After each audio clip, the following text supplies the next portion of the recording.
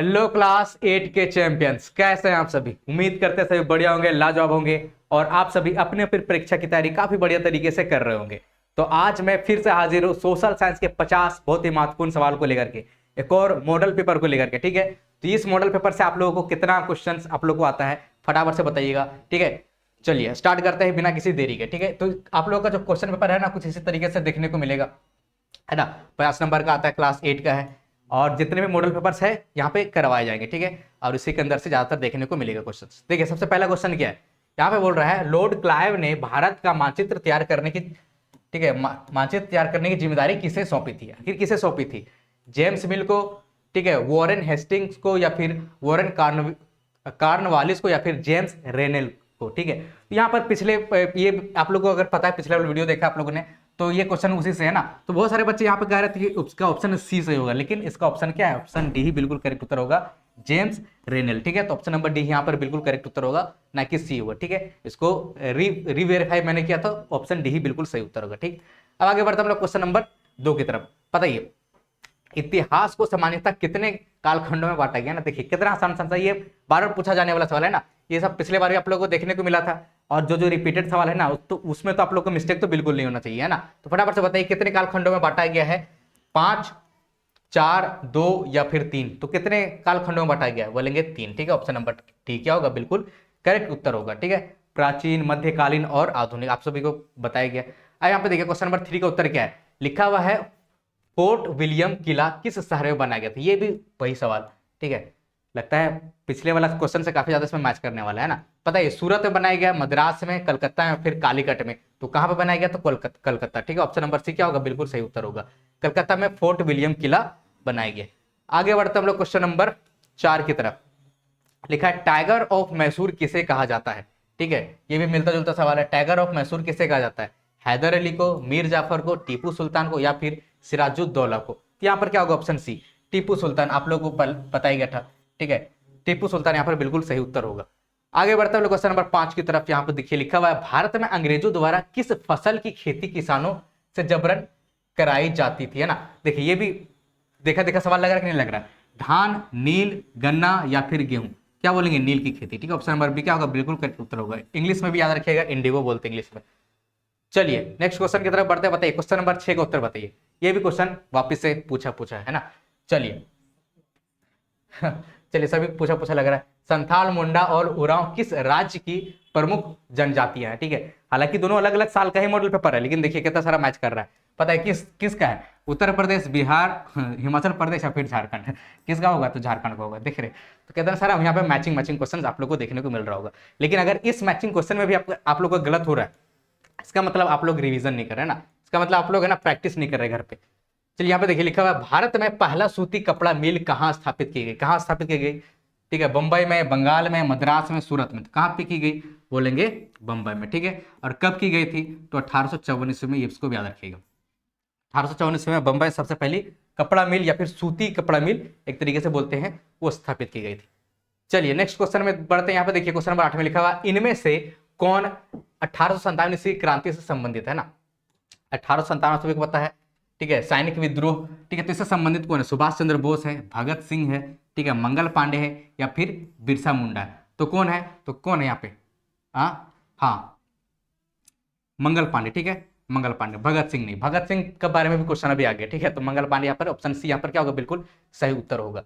ठीक है, और ये विद्रोह क्यों हुआ था ये भी आप लोगों को बताया गया था। आप सभी को पता है, जो कारतूस था, जिसमें हथियारों में, जो बंदूकों में जो कारतूस इस्तेमाल हो रहा था, है ना, तो उसमें जो चर्बी का इस्तेमाल किया जा रहा था, ठीक है, गाय और सुअर वगैरह का, तो उसके वजह से यहाँ पर एक तरीके से विद्रोह छेड़ा गया था। अब देखिए यहाँ पर एक और सवाल आया है। अच्छा ठीक है, वही सवाल यहाँ पर फिर से देखने को मिल रहा है ना। 1857 के विद्रोह का तत्कालिक कारण क्या था। ऐसे कारण तो बहुत सारा था, लेकिन तत्कालिक, आखिर ये जो तत्कालिक कारण था, यानी कि अचानक से बहुत सारे सैनिक विद्रोह करने लगे, तो उसका कारण क्या था, दाढ़ी रखने की मनाही, छुट्टी नहीं मिलना, युद्ध वास्ते विदेश जाना, या फिर चर्बी वाले कारतूस का अफवाह। ठीक है, तो ऑप्शन नंबर डी क्या होगा, बिल्कुल करेक्ट उत्तर होगा, चर्बी वाले कारतूस, है ना, दांत से खींचना पड़ता था कारतूस, बंदूक में जो लगा होता था, तो इस अफवाह की वजह से क्या होता, सैनिक विद्रोह करने लग जाते हैं। चलिए क्वेश्चन नंबर 10 की तरफ बढ़ते हैं। यहाँ पे देखिए लिखा हुआ किस दस्तावेज को भारतीय शिक्षा का मैग्ना कार्टा कहा जाता है। ठीक है, मैग्ना कार्टा किसे कहा जाता है, ये भी पूछा हुआ सवाल है। ठीक है, 1835 का शिक्षा अधिनियम, वुड्स डिस्पैच, ठीक है, एक और दो दोनों, इनमें से कोई नहीं। तो यहां पर क्या होगा, ऑप्शन नंबर बी, ठीक है, वुड्स डिस्पैच। ध्यान रहे यहाँ पे ना आप लोगों को बैकग्राउंड में थोड़ा थोड़ा आवाज आ रहा होगा, नॉइस आ रहा होगा ना, उस पर थोड़ा इग्नोर करें, क्योंकि अभी थोड़ा बगल में काम चल रहा है, तो इसलिए उसको थोड़ा सा इग्नोर कर दीजिएगा, ठीक है। चलिए यहाँ पे देखिए, आगे बढ़ते हैं क्वेश्चन नंबर 11 की तरफ। शांति निकेतन की स्थापना किसने की थी? शांति निकेतन की स्थापना किसने की थी? रविंद्रनाथ टैगोर ने, महात्मा गांधी ने, ठीक है, मदर टेरेसा ने, या फिर इनमें से कोई नहीं? तो ये भी आप लोगों को पता है, पूछा हुआ सवाल है। रविंद्रनाथ टैगोर ने, ऑप्शन नंबर 1 क्या होगा, बिल्कुल सही उत्तर होगा। बताइए, बेटी बचाओ बेटी पढ़ाओ कार्यक्रम की शुरुआत कब की गई? कब की गई थी? 22 जनवरी 1915, 22 जनवरी 1920, 2 अक्टूबर 1920, या फिर 1 जनवरी 2015? तो यह ऑप्शन नंबर ए बिल्कुल सही होगा, यानी कि 22 जनवरी 1915 ईस्वी को एक योजना या एक कार्यक्रम की शुरुआत की गई थी, इसका नाम था बेटी बचाओ और बेटी पढ़ाओ। ये ना, ये हाल फिलहाल में काफी चर्चा में भी है, आप लोग को पता है, अगर आप लोग न्यूज देखते होंगे तो, ठीक है। लेकिन खैर आप लोग को याद रखना है, 22 जनवरी 2015 में बेटी बचाओ बेटी पढ़ाओ कार्यक्रम की शुरुआत की गई थी। अब आगे बढ़ते हम लोग क्वेश्चन नंबर 13 की तरफ। इनमें कौन से समाज सुधारक ने अपने पुत्र की शादी एक विधवा से करके एक मिसाल पेश की थी? कौन थे वो? क्या वो राजा है ना, राजा राम मोहन राय था, ज्योतिबा फुले ना, ईश्वर चंद्र विद्यासागर, या फिर हरविलास सरदा? ठीक है, ध्यान रहे, ये भी क्वेश्चन क्या है, एक तरीके से मिलता जुलता क्वेश्चन है। आप लोग को पता है ईश्वर चंद्र विद्यासागर, ठीक है, इसने क्या किया था, जो अपना बेटा का जो शादी है ना, इसने क्या किया था, एक विधवा औरत से किया था, और एक तरीके से समाज में एक मिसाल पेश किया था, है ना, ताकि सभी लोग भी ऐसा करें और विधवाओं को वापस से जिंदगी जीने का एक मौका मिला, है ना। चलिए आगे बढ़ते हैं हम लोग क्वेश्चन नंबर 14 की तरफ। यहाँ पे देखिए लिखा हुआ है, इनमें से कौन स्त्री पुरुष तुलना पुस्तक के प्रकाशन से संबंधित है? ठीक है, स्त्री पुरुष की तुलना के प्रकाशन से संबंधित है ना, कौन है? ये भी पूछा हुआ सवाल, बताइए। ताराबाई शिंदे है, ज्योतिराव फूले है ना, पंडिता रामबाई है, या फिर हरविलास सरदा है, ठीक है, शारदा? तो यहाँ पे क्या होगा, option number A, Tarabai Shinde. Option number A क्या होगा, बिल्कुल सही उत्तर होगा। ये भी क्या है, इसमें ज्यादातर क्वेश्चन रिपीटेड ही क्वेश्चन देखने को मिल रहे हैं, और इसी वजह से मैं उम्मीद करता हूँ आप लोग का ज्यादातर आंसर क्या हो रहा होगा, यहाँ पे सही हो रहा होगा। ठीक, आगे और भी बहुत सारे मॉडल पेपर आएंगे, ठीक है, तो इसीलिए आप लोग बेल आइकन को भी जरूर दबा के रखें, ताकि आप लोग को नोटिफिकेशन पहुंच जाए ना। इनमें से किन्हें पेरियार के नाम से जाना जाता है? किन्हें? ठीक है, ईवी रामास्वामी नायर को, ठीक है, आत्माराम पुंडरंग को, पंडिता रामाबाई को, या फिर नारायण गुरु को? यहाँ पे देखिए, तो ऑप्शन नंबर ए बिल्कुल करेक्ट होगा, ईवी रामास्वामी नायर। ठीक है, ये क्या थे, एक समाज सेवी इंसान थे ना, समाज सुधारक थे, ठीक है, तो इनको रिस्पेक्ट में एक तरीके से इसको पेरियार कहा जाता है। चलिए क्वेश्चन नंबर 16 की तरफ बढ़ते, बताइए 1817 ईस्वी में, ठीक है, 1817 ईस्वी में हिंदू कॉलेज की स्थापना किनके द्वारा की गई? ठीक है, कलकत्ता में हिंदू कॉलेज की स्थापना किनके द्वारा की गई थी? ईश्वर चंद्र विद्यासागर, राजा राम मोहन राय, ठीक है, हेनरी लुइस विलियम डेजेरियो, या फिर स्वामी विवेकानंद? ठीक है, तो किसके द्वारा किया गया था? राजा राम मोहन रॉय के द्वारा किया गया था। ठीक है, ऑप्शन नंबर बी बिल्कुल सही उत्तर होगा। ठीक है, 1817 में कलकत्ता में जो हिंदू कॉलेज की स्थापना राजा राम मोहन रॉय के द्वारा किया गया था। चलिए नेक्स्ट क्वेश्चन की तरफ बढ़ते हैं, क्वेश्चन नंबर 17 की तरफ। निम्न में से किसे अगस्त क्रांति के नाम से जाना जाता है? ये बताया गया था आप लोग को, बताइए अगस्त क्रांति के नाम से किसे जाना जाता है? ठीक है, सविनय अवज्ञा आंदोलन को, असहयोग आंदोलन को, भारत छोड़ो आंदोलन को, या फिर खिलाफत आंदोलन को? क्या होगा ऑप्शन सही? ऑप्शन नंबर सी बिल्कुल सही होगा। क्यों? क्योंकि इसका है ना 8 अगस्त को किया गया था, है ना, 8 अगस्त 1942। ठीक है, 8 अगस्त 1942 को किया गया था। चूंकि ये अगस्त में स्टार्ट किया गया, इसलिए इसको हम लोग अगस्त क्रांति के नाम से जानते हैं। ठीक है, तो ये भारत छोड़ो आंदोलन था। ठीक है, इसके बाद भी अंग्रेजों को भारत छोड़ने के लिए मजबूर किया गया ना। चलिए नेक्स्ट क्वेश्चन की तरफ बढ़ते हैं। यहाँ पे देखिए क्वेश्चन नंबर 18 में लिखा हुआ है, इनमें से कौन से क्रांतिकारी ने 8 अप्रैल 1929 ईस्वी को केंद्रीय असेंबली में बम फेंका था? किसने? क्या वो चंद्रशेखर आजाद थे? ठीक है, सरदार भगत सिंह थे, टीपू सुल्तान थे, महात्मा गांधी ने? अभी भी मैंने कहा था ना, इससे क्वेश्चन आएगा भगत सिंह। ठीक है, ऑप्शन नंबर बी क्या होगा, बिल्कुल सही उत्तर होगा। इन्होंने क्या किया था, असेंबली में बम फेंक दिया था। कब? 8 अप्रैल 1929 ईस्वी को। ठीक है, ऑफकोर्स अंग्रेजों से लड़ाई चल रही थी ना, तो इसीलिए। चलिए आगे बढ़ते हम लोग क्वेश्चन नंबर 19 की तरफ। यहाँ पे देखिए, यहाँ पे लिखा हुआ है, झारखंड के कौन से हॉकी खिलाड़ी ने भारत के ओलंपिक, विश्व कप एवं एशियाई खेल तीनों में पदक दिलाने वाली टीम के सदस्य रहे? ये भी देखा सवाल लग रहा होगा आप लोगों को। जयपाल सिंह मुंडा है, माइकल किंडो है, या फिर निक्की प्रधान है, या फिर अजीत लकड़ा है? कौन होगा यहाँ पे? Option number B. ठीक है, माइकल किंडो। ठीक है, ऑप्शन नंबर बी यहाँ पर बिल्कुल सही उत्तर होगा। क्वेश्चन नंबर 20 की तरफ बढ़ते हैं। यहाँ पे देखिए लिखा हुआ है, पवन चक्की। आप लोग को ये देखिए नवीकरणीय और अनवीकरणीय से रिलेटेड क्वेश्चन है ना, ये आप लोगों को बताया गया, बार बार बताया गया। पवन चक्की किस प्रकार के संसाधन का उदाहरण है? क्या ये अनवीकरणीय संसाधन है, क्या ये नवीकरणीय संसाधन है, क्या ये मानव निर्मित संसाधन है, क्या ये संभावी संसाधन है? तो क्या है ये नवीकरणीय संसाधन है ना, ऑप्शन नंबर बी क्या होगा, बिल्कुल सही उत्तर होगा नवीकरणीय संसाधन। क्यों? क्योंकि पवन चक्की से जो ऊर्जा मिलती है हमें, पवन के द्वारा मिलती है, पवन से चक्की चलती है, और पवन क्या कभी खत्म होगा? नहीं होगा ना, तो ये क्या है, नवीकरणीय। अब यहाँ पे देखिए क्वेश्चन नंबर 21 लिखा हुआ है, भारत के अंतरिक्ष एजेंसी इसरो द्वारा अभी हाल ही में कौन सा मिशन चंद्रमा पर सफलतापूर्वक, है ना, चंद्रमा पर भेजा गया? चंद्रयान 2, अग्नि 2, चंद्रयान 3 या फिर आदित्य? तो ये भी आप लोगों को पता है कौन सा, ऑप्शन नंबर चंद्रयान 3, ठीक है। 2023 आप लोगों को 2023 में इस चंद्रयान 3 को सफलतापूर्वक चंद्रमा पर भेजा गया था। और कहां पर भेजा गया था भाई? जो दक्षिणी चांद का जो दक्षिणी ध्रुव है, ठीक है, उससे रिलेटेड यहाँ पर क्वेश्चन भी है, ठीक है। चंद्रमा के दक्षिणी ध्रुव पर पहुंचने वाला पहला देश कौन सा था? ठीक है, तो ये जो दक्षिणी ध्रुव है ना, यही चंद्रयान जो 3 भेजा गया था यहाँ पर, दुनिया के पहला ऐसा देश बना, कौन? भारत, ठीक है। ऑप्शन नंबर सी बिल्कुल करेक्ट होगा, भारत चंद्रयान 3 के माध्यम से चांद का जो दक्षिणी ध्रुव एरिया है वहां पर अभी तक कोई नहीं पहुंचा था, वहां पर पहुंच गया था। चलिए आगे बढ़ते हैं हम लोग क्वेश्चन नंबर 23 की तरफ। यहाँ पर देखिए लिखा हुआ है, इनमें से कौन, ठीक है, इनमें से कौन मृदा के निम्नीकरण में सहायक है? निम्नीकरण कहने का मतलब है कि मृदा की क्वालिटी को घटाता है एक तरीके से। कौन कौन घटाता है? क्वालिटी को घटाने का मतलब है ना, इसको हम लोग डिग्रेडेशन भी बोलते हैं इंग्लिश में। तो वनोन्मूलन यानी कि वनों को काट देना, तो क्या ये मिट्टी के जो गुणवत्ता है उसको खत्म करता है, उसका निम्नीकरण करता है? बोलेंगे बिल्कुल करता है ना। तो इसलिए पेड़ नहीं काटना चाहिए। उसके बाद क्या है, रासायनिक उर्वरकों का अत्यधिक प्रयोग, हम लोग जो सल्फेट वगैरह का इस्तेमाल करते हैं ना खेतों में, तो उससे भी क्या होता है, भूमि का निम्नीकरण होता है, भूमि का क्वालिटी खराब होता है, ठीक है। और अतिचारण यानी कि जो पशुओं को हम लोग चराते हैं ना, बहुत ज्यादा चराने से भी क्या होता है, भूमि का निम्नीकरण होता है। इसलिए उपरोक्त सभी क्या होगा, बिल्कुल सही उत्तर होगा, ऑप्शन नंबर डी क्या होगा यहाँ पर, बिल्कुल सही होगा। चलिए क्वेश्चन नंबर 24 की तरफ बढ़े। यहाँ पे लिखा हुआ है, पृथ्वी पर उपलब्ध कुल जल का, ठीक है, पृथ्वी पर उपलब्ध कुल जल का कितना प्रतिशत पीने योग्य है? 30% है, 15% है, ठीक है, 2.7% है, या फिर इनमें से कोई नहीं? यहाँ पर क्या है, ये भी आप लोगों को देखा देखा सवाल है, ठीक है। तो कौन सा है, 2.7% बिल्कुल सही उत्तर होगा। चलिए, यानी इतना पानी होने के बावजूद भी हमारे पास कितना है, मात्र 2.7% पीने लायक पानी है, ठीक है। और उसमें से बहुत सारे प्रदूषित भी है ना। चलिए आगे बढ़ते हम लोग। यहाँ पर ये लिखा हुआ है, प्रधानमंत्री कौशल विकास योजना किससे संबंधित है? ये भी पूछा हुआ सवाल, बच्चों की पढ़ाई से, सैनिकों से, ठीक है, युवाओं के कौशल विकास से, या फिर उपयुक्त सभी से? तो किससे संबंधित है? युवाओं के कौशल विकास से संबंधित। ऑप्शन नंबर सी क्या होगा, बिल्कुल सही होगा। क्वेश्चन नंबर 26 की तरफ बढ़ते हैं, ठीक है। ये जो क्वेश्चन, ये जो पेपर आप लोगों को ये क्वेश्चन देखने को मिल रहा है, ये 2024 का मॉडल पेपर है ना। इससे पहले 2025 वाला आप लोग को करवाएगा, तो दोनों का लगभग सेम ही देखने को मिल रहा है। विश्व में सबसे अधिक कोयला का उत्पादन किस देश द्वारा किया जाता है? किस देश द्वारा किया जाता है? भारत, चीन, रूस या फिर अमेरिका? ये नया सवाल है, तो चीन बिल्कुल करेक्ट उत्तर होगा, ऑप्शन नंबर बी, ठीक है। ऑप्शन नंबर बी यहाँ पे क्या होगा, बिल्कुल सही उत्तर हो जाएगा। आगे बढ़ता क्वेश्चन नंबर 27 की तरफ। लिखा हुआ है, इनमें से कौन से फसल को सफेद सोना कहा जाता है? ये भी क्या हुआ क्वेश्चन आप लोग का, जूट, पटसन, कपास या फिर चावल? बोलेंगे कपास, है ना। एक तो ये सफेद कलर का होता है, ठीक है, और ये काफी जरूरी है कपास, ठीक है, तो इसको सफेद सोना कहा जाता है कपास को।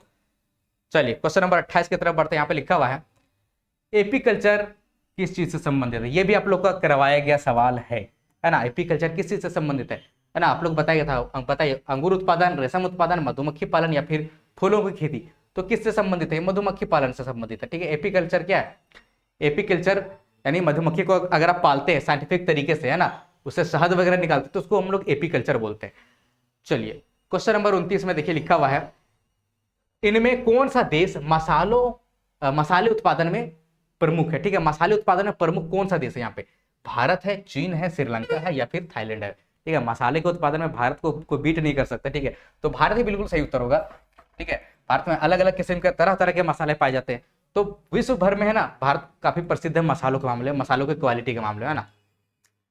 चलिए क्वेश्चन नंबर 30 की तरफ पढ़ते हैं। यहाँ पे लिखा हुआ है, निम्नलिखित में कौन खनिज आधारित उद्योग है? खनिज आधारित उद्योग कौन है? सूती वस्त्र उद्योग या फिर लौह इस्पात उद्योग, रेशम उद्योग या फिर कागज उद्योग? क्या बोलेंगे? लौह इस्पात उद्योग। लौह इस्पात उद्योग क्या है? एक खनिज आधारित उद्योग है, ठीक है। लोहा, एल्युमिनियम, तांबा, ये सब क्या है? खनिज है, तो खनिज आधारित उद्योग क्या है? लौह इस्पात उद्योग। चलिए आगे बढ़ते हम लोग क्वेश्चन नंबर 31 में। यहाँ पे लिखा हुआ है, भारत का पिट्सबर्ग किस शहर को कहा जाता है? किस शहर को? बोकारो को, धनबाद को, राउरकेला को, या फिर जमशेदपुर को? ठीक है, तो भारत का पिट्सबर्ग है ना, जमशेदपुर को कहा जाता है ना, ये झारखंड में ही है जमशेदपुर। ठीक है, कौन कौन है जमशेदपुर से जरूर बताइएगा कमेंट सेक्शन में। ठीक है, चलिए। अच्छा, कोई बच्चा पूछ रहा सर आप लोग कहाँ से है ना, नेक्स्ट वीडियो में जरूर बताइएगा। ठीक है, तो हम लोग हजारीबाग से हैं। ठीक है, तो उम्मीद करता हूं आप लोगों को आंसर मिलेगा। चलिए पता क्वेश्चन नंबर 32 में, झारखंड का कौन सा स्थान उर्वरक उद्योग के लिए प्रसिद्ध है? ठीक है, उर्वरक उद्योग के लिए प्रसिद्ध कौन सा है? हटिया है, गोमिया है, ठीक है, घाटशिला है, या फिर सिंदरी? तो ऑप्शन नंबर डी बिल्कुल करेक्ट हुआ, सिंदरी। ठीक है, सिंदरी धनबाद क्या है, एक तरीके से उर्वरक उद्योग से ये क्या है, काफी फेमस है। चलिए आगे बढ़ते हम लोग क्वेश्चन नंबर 33 की तरफ। बताइए इनमें से जनसंख्या परिवर्तन के कारण है, जनसंख्या परिवर्तन का कौन सा कारण? ये भी बताया गया था आप लोगों को काफी अच्छे तरीके से। जन्म दर से जनसंख्या परिवर्तन होता है, बिल्कुल होता है। मृत्यु दर से होता है, बिल्कुल होता है। प्रवास से होता है, होता है। तो प्रयुक्त सभी क्या हो जाएगा, बिल्कुल सही उत्तर हो जाएगा। देख रहे कितना सा रिपीटेड क्वेश्चन है ना। तो इसमें तो हमको लगता है कि 50 में से 50 क्वेश्चन आप लोग का सही होना चाहिए। बताइए आजादी के बाद भारत के किस तरह की शासन पद्धति को अपनाया है?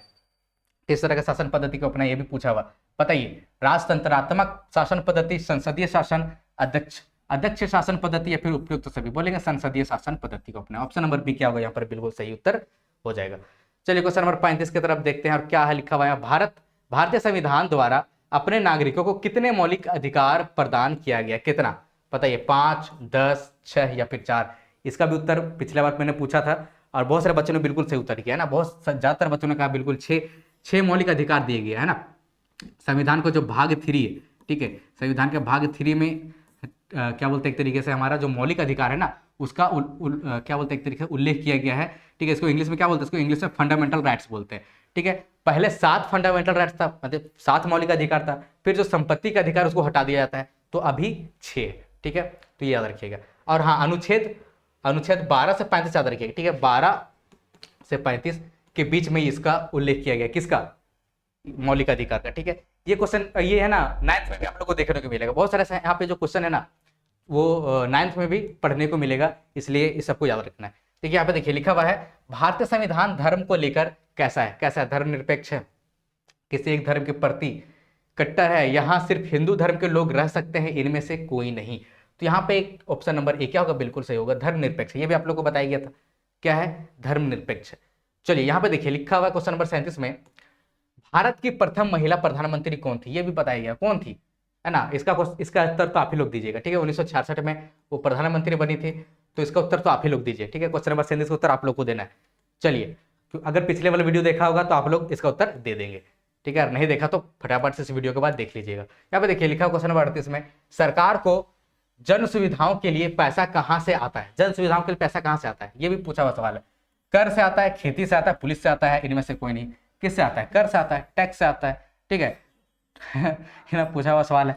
अब टैक्स कितने तरह का होता है? बहुत सारा। इनकम टैक्स हो गया, जीएसटी हो गया, है ना। आप लोग कुछ भी सामान खरीदते हैं ना, 1 रुपये का भी सामान खरीदेंगे, उसमें लिखा होता है इंक्लूडिंग ऑल टैक्सेस। ठीक है, तो उसमें क्या होता है, सभी टैक्स, जीएसटी वगैरह सब मिलाया हुआ रहता है। चलिए क्वेश्चन नंबर 39 की तरफ बढ़ते हैं। यहाँ पे देखिए लिखा हुआ है, इनमें से कौन भारतीय संसद तीनों अंगों से संबंधित है? ठीक है, भारतीय संसद तीनों अंगों से संबंधित। भारत संसद के 3 अंग कौन कौन से थे? ये भी पूछा हुआ सवाल, कौन कौन सा था?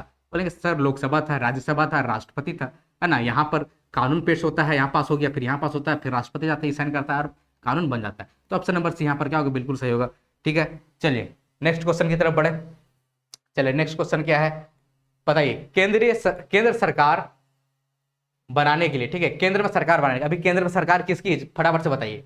केंद्र सरकार बनाने के लिए किसी भी दल यानी किसी भी पार्टी के पास कम से कम लोकसभा की कितनी सांसद का समर्थन चाहिए? ठीक है, हम लोग सांसद को चुन के भेजते हैं ना सभी अलग अलग इलाकों से, जैसे कि झारखंड से 14 सांसद चुन करके जाते हैं लोकसभा। ठीक है, तो वहां पर अगर सरकार बनाना तो कितने सांसदों का समर्थन चाहिए होता है? क्या वहां 545 चाहिए होता है? ठीक है, 545, यहाँ भी 245 लिख दिया। ठीक है, 272 या फिर 271। तो ऑप्शन नंबर सी बिल्कुल करेक्ट होगा। ठीक है, 272। वहां पर 500 भी वर्तमान समय में कितना सीट है वहां पे? 543। ठीक है, 543 सीट देखने को मिलता है लोकसभा में। ठीक है, तब इसका आधा करेंगे तो कितना होगा? इसका आधा करेंगे तो उसका आधा करेंगे तो 271.5 होगा। ठीक है, 271.5। तो 272 जो है ना, बोला गया कि कम से कम किसी भी पार्टी को अगर सरकार बनाना है तो उसको संसद, जितने भी संसद है, ठीक है, 253 मतलब 543 संसद में से कम 272 संसद अगर उसके साथ किसी भी पार्टी की तरफ हो जाएगा तो उसकी सरकार वहां पे बन जाती है। ठीक है, चलिए अभी केंद्र में किसकी सरकार है आपको बताना है कमेंट सेक्शन के अंदर। चलिए किस पार्टी की सरकार है, ठीक है, इस पार्टी का नाम लिखना है। यहाँ पे देखिए किस किस को भारतीय संसद का उच्च सदन कहा जाता है ना, किस किसको लिखा हुआ है, जबकि आप लिखना चाहिए किसको, सिर्फ किसको। ठीक है, यहाँ पर अलग से लिख जाए। खैर, किसको भारतीय संसद का उच्च सदन कहा जाता है, ये बताया गया था। लोकसभा को, राज्यसभा को, राष्ट्रपति को, या फिर इनमें से कोई नहीं। तो किसको कहा जाता है उच्च सदन? राज्यसभा को कहा जाता है, ऑप्शन नंबर बी। ठीक है, लोकसभा को बोला जाता है निचला सदन। ठीक है, निचला सदन, ये क्या है? उच्च सदन है। ठीक है, उच्च सदन राज्यसभा। ठीक, आगे बढ़ता हूँ क्वेश्चन नंबर 42 की तरफ। यहाँ पे देखिए लिखा हुआ है, इनमें से भारत के किस राष्ट्रपति के नाम पर शिक्षक दिवस मनाया जाता है? शिक्षक दिवस आप लोग मनाते कि नहीं मनाते? टीचर्स डे आप लोग मनाते कि नहीं मनाते? है ना, मनाते हैं। आप लोग बताइए कब मनाते हैं? तो किसके नाम पर मनाया जाता है? डॉक्टर सर्वपल्ली राधाकृष्णन के नाम पर, डॉक्टर राजेंद्र प्रसाद के नाम पर, ठीक है, नीलम रंजीव रेड्डी के नाम पर, या फिर इनमें से कोई नहीं। तो किसके नाम पर बोलेंगे? Option number A, doctor Sarvepalli Radhakrishnan, है ना। इनका जन्म कब हुआ था? इनका जन्म 1988 नहीं 1888 में हुआ था। ठीक है, 1888। ठीक है, तो और कब हुआ था? तो 5 सितंबर को हुआ था। आप लोग कब मनाते हैं? 5 सितंबर को ही मनाते हैं ना टीचर्स डे, कि किसी और दिन मनाते? जल्दी से बताइए। 5 सितंबर को मनाते हैं, 5 सितंबर 1888। चलिए आगे बढ़ते हैं हम लोग क्वेश्चन नंबर 43 की तरफ। ठीक है, इनमें से किस संस्था का काम देश के नागरिकों के लिए कानून बनाने का है? किस संस्था का काम है देश के लिए कानून बनाना? क्या वो सुप्रीम कोर्ट कानून बनाता है ना? कभी कभार बना देता है, लेकिन जनरली बनाता कौन है? हाई कोर्ट बनाता है, या फिर निर्वाचन आयोग, या फिर संसद? कौन बनाता है? संसद बनाता है। अभी भी हम लोगों ने देखा संसद में लोकसभा, राज्यसभा, राष्ट्रपति, है ना, तो ये सब क्या बनाते हैं? कानून बनाते हैं देश का। चलिए ऑप्शन नंबर डी यहाँ पर क्या होगा? बिल्कुल सही होगा। क्वेश्चन नंबर 44 की तरफ बढ़ते हैं। ठीक है, ये सब आगे भी पढ़ना पड़ेगा, सब याद रखिएगा। ठीक है, कुछ कुछ क्वेश्चन है जो आगे नहीं पढ़ना पड़ेगा, लेकिन बहुत सारे से क्वेश्चन है ना, तो 9th में भी 10th में भी आप लोग को देखने को मिलेगा। झारखंड राज्य से कितने सांसदों का चुनाव लोकसभा के लिए होता है? अभी भी इसके बारे में मैंने डिस्कस किया था। कितने सांसदों का चुनाव होता है? 6, 10, 82 या फिर 14? तो लोकसभा के लिए भाई 14। ठीक है, लोकसभा के लिए झारखंड से 14 सांसद चुन करके जाते हैं। ठीक है, लोकसभा के लिए झारखंड से। चलिए आगे बढ़ते हम लोग क्वेश्चन नंबर 45 की तरफ। बताइए झारखंड उच्च न्यायालय की स्थापना कब की गई? झारखंड उच्च न्यायालय की स्थापना कब की गई बताइए? 15 नवंबर 2002 को, 26 जनवरी 1950 को, 15 नवंबर 2000 को, या फिर इनमें से कोई नहीं? तो कब की गई? 15 नवंबर 2000 को, है ना। बताइए झारखंड की स्थापना कब होती है ना, और झारखंड स्थापना दिवस कब मनाते हैं? फटाफट से बताइएगा ना, अब समझदार लोग समझ गए होंगे। चलिए आगे बढ़ते हम लोग क्वेश्चन नंबर 46 की तरफ। देश में उच्च न्यायालयों की कुल संख्या कितनी? कुल संख्या कितनी? 24 है, 22 है, ठीक है, 16 है, या फिर 14 है? तो ध्यान रहे उच्च न्यायालयों की संख्या ना अभी वर्तमान समय में 25 हो गई है। ठीक है, कितना हो गई है? 25 हो गई है। लेकिन जो पहले कितना था? 24 था। तो आप लोग को 24 यहाँ टिक करना है। अगर 25 दिखे तो 25 टिक करना, 25 ना दिखे, 24 दिखे तो 24 टिक करना है। ठीक है, अभी वर्तमान समय में 25 हो गई है। चलिए नेक्स्ट क्वेश्चन की तरफ बढ़ते हैं, क्वेश्चन नंबर 47 की तरफ। बताइए FIR, है ना, कुछ भी घटना वटना होता है, कहीं पर झगड़ा, लड़ाई झगड़ा होता है, तो लोग FIR लिखाता थाने में जाकर के। ठीक है, तो FIR का फुल फॉर्म क्या होता है? First information report, first investigation report, first, ठीक है, फॉर्मेशन रिपोर्ट, या फिर इनमें से कोई नहीं? तो क्या होता है ये भी आप लोग को बताया गया था। बताइए फर्स्ट इंफॉर्मेशन रिपोर्ट।